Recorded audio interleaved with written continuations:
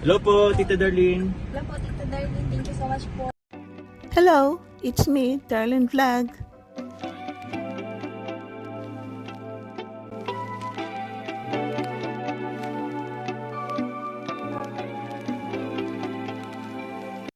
Hello mga katandims, Kalingap to Jomcar, kumusta na po kayo? Ah, tatanungin ko kayo, sino ba dito sa mga viewers ko, supporters na tinamaan ng bagyong uwan, no? Yung comment nyo lang, mag-comment kayo, ang comment nyo lang is natumba yung mangga namin, lumipad yung bubong namin, natumba yung palaya namin, depende po, no? Basta naka-apektado sa buhay na nakabigyan ba ng pinsala, o yun nga, yung parang sa isang araw, kahit isang araw lang, naging abala kayo sa paglilinis dahil sa ginawa ng bagyong uwan, no? So dito, reaction na natin. Itong isa sa Kalingap Angels, no, na masipag na bata, si Buhangin Girl. So bago yan, siyempre, shoutout mo natin si Kuya Val, si Athena Vlogs, si Kalingap Rap, mga kasama natin dito sa Team Kalingap ng mga charity vloggers, mga reactors, supporters, mga ambassador, deputy, kayo na mga viewers, silent viewers, marathoners, shoutout po sa inyong lahat. So dito, itutuloy natin ang ating reaction kay Buhangin Girl. Kung naalala niyo si Buhangin Girl, masipag siya na bata, no? Na-scout siya ni Alvin doon sa ilog, no? Dahil naghahanap buhay. Dahil sa buhangin, na naghahakot ng buhangin, 200 sa isang araw, pero hindi naman araw-araw kasi may pasok siya, college na siya. Mahabang kwento, balikan niyo ang part 1 kay Buhangin Girl. So dito, itong mga nakaraan upload is may gustong pumasok sa kanilang bahay na hindi sila safety. At itong pagdating ng bagyong uwan, may lumipad daw na yung bubong, tapos may nasira na dingding. Kahit mga babae sila, sa kasalukuyan daw na mabagyo, nagpupukpok sila ng martilyo dahil gusto nila pukpukin itong dingdilan na lumipad. Buti meron daw silang kuya, yung kuya atin nila dapat, pero dahil tumboy, kuya ang tawag. Na masipag din, nagbubuhangin din siya, yung pagbisita nila ayan na sa ilog siya nagbubuhangin. Umakyat doon daw sa taas ng kanilang bubong at nagmamartilyo para imartilyo itong nagsiliparan. At ito nga sila Kalingap Ayan, nalaman siguro nila kay Kayla, na ito si Kayla, lagi ko rin ni-reactionan. Hindi lang hindi yung na nasusunod yung sequence niya kasi iba nagre-reaction din tayo ng ibang Kalingap Angels. So ito, sila Ayan, pumunta sila diyan kasama si Neil, si Norman, si David, kasi sila talaga ang regular na pumupunta diyan ng Kalingap Boy sa Kalingap Tahanan. May dala silang martilyo pero naiwan ang pako. Kasi siguro, umiinan sa klolo si Kayla na ito nga, lumipad ang kanilang bubong, no, 'di ba po? At saka kanong dingding pumunta sila, pero pagdating na doon parang naibalik lang, no, naibalik lang ang dingding. At maswerte pa rin ang mga bata dahil walang napinsala. At yun nga, pakita natin, magpakita tayo ng short clip bago natin ituloy. Kaya po pala may mga bago na yan. Bago na yan. Ano mo bro, damage na oh. Oh. Tapos ito, ay, sorry po ah. Oh. Ano to, lumipad yung dingding? Ano pang ano? Ay itong buong dingding natanggal. Alin to, pinaayos na ninyo? Yan po, binalik lang po. Binalik lang, kayo lang nagkabit yan. Kayo lang. Eh, yung bubong, Habang nagbabagyo, nagpapakar. yung bubong, Yan po, kapatid ko. Kapatid mo? Kasi po. Ano pa dito ang nilipad? Ano dito oh? Tingnan mo, baka ano. ayun o. Ano na po mga kalingap ito oh? Ayun. So, naitanong din ni Kalingap Ayan kung binabalikan ba kayo ng tao. Sabi nila parang hindi na, pero aso na naman daw. Aso na naman daw. May narinig daw sila ng kakaibang boses, na amoy lupa, mabaho, no? Parang, siyempre, pag naniniwala ka sa aswang, aswang talaga. Ako minsan nakakarinig ako ng kikikikik, pero wala lang sa akin. Kasi iniisip ko ibon. Kasi yung boses nila kikikikik, naririnig ko rin sa araw na kasi ang nakafocus sa mindset ko is ibon.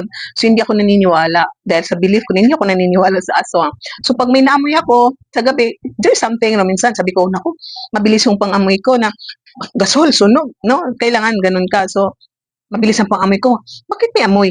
Tingnan nyo, baka septic tank, baka umawas, mga ganun. So, itong mga batang ito, nung parang feel nila may aswang, parang nagyakapan daw sila. Nakakatawa ang mga batang ito. Kasi alam po natin na puro sila babae.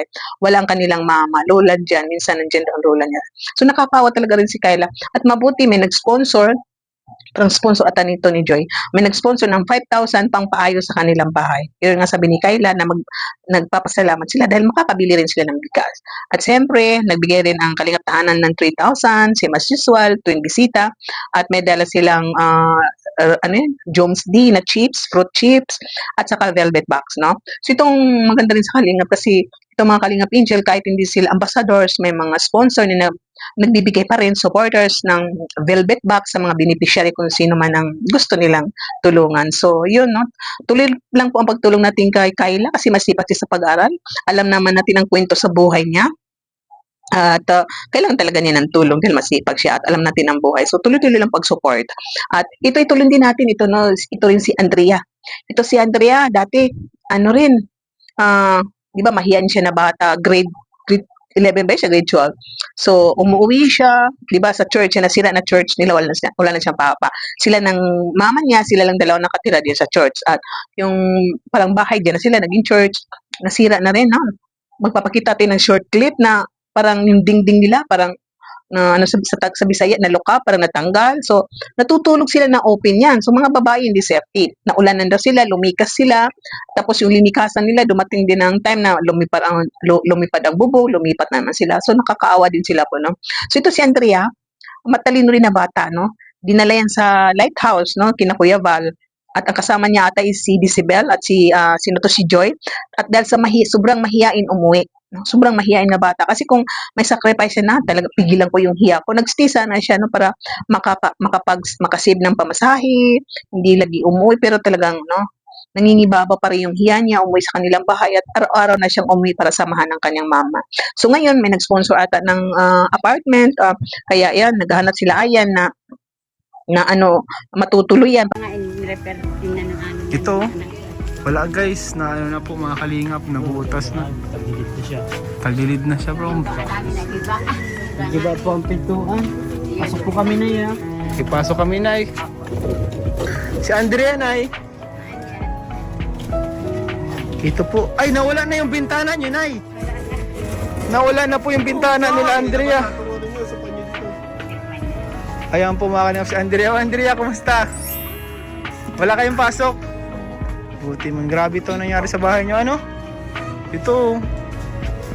Ano na po mga Kalingap. Di paano ito? Open na kayo dito. Natutulog pa kayo dito? Grabe, open na. So yun, may nag-sponsor ng apartment na para matutuluyan with other Kalingap Angels para safety siya, no?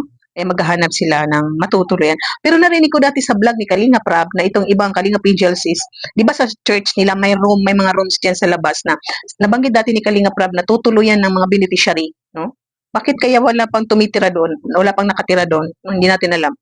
Kasi hindi na nababanggit ng iba nilang beneficiaries doon nakatira. Ito si Andrea, ang ano dati na diyan sa nakatira sa lighthouse. Dahil nga sa sobrang mahihain ngayon, sabi ko kanina na umuwi siya. At instead na masave niya ang pamasahe,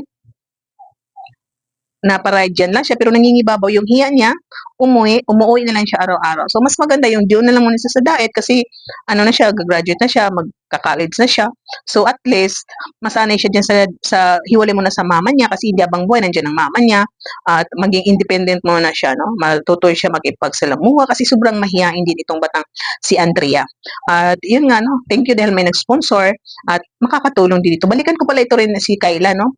Dahil yun nga, ito ang key boys, silang apat na nag-aambagan sila para sa CCTV, para maglagay ng CCTV sa labas at sa loob para malaman kung sino ba itong lalaking nagtangkang pumasok sa kanilang bahay. So kailangan mapigilan, mahuli dahil alam natin na itong mga babae na ito is may karanasan, trauma sa buhay na baka makarinig sila ng mga ganyan na ingay, mapapasok, no, ma-remind sa kanila yung past nila na ayaw nilang balikan.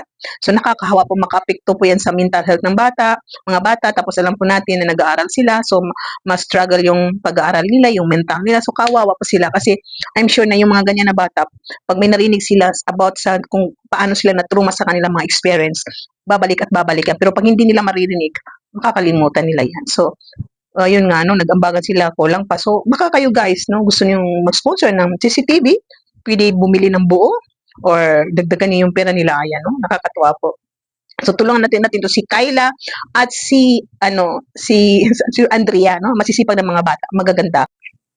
si Kyla is Kalingap Angel, ito si Andres, hindi pa siya Kalingap Angel, pero lahat sila beneficiary. So, kailangan talaga nila ng support natin, no? So, yun nga, bala na kayo guys, magkano i-share ninyo, tutulong nito sa mga batang ito na gusto niyo tulungan, nangangailangan talaga ng tulong. So, thank you po.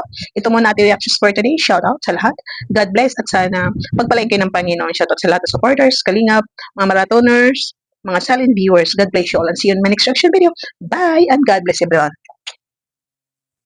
Mga kalingap, suportahan natin Darlen Vlogs YouTube channel. Please subscribe.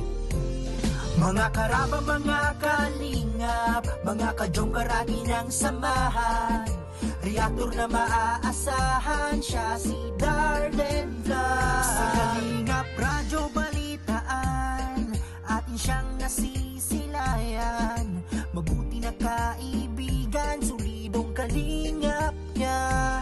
Siya ay matulungin sa kapwa, mga reaksyon niya'y kahanga-hanga. Siya si Darlen Vlog, samahan natin. Mga kalingap, halikan at samahan natin siya. Darlen Vlog sa kanyang channel, samahan natin siya. Mahusay na reactor kasama sa balitaan, lalong-lalo na sa Joker kanyang sinuportahan. Mga kalingap, suportahan natin Darlen Vlogs, Karaba, Kalingap Reactors, Kalingap Radyo Balitaan. Please subscribe Darlen Vlog.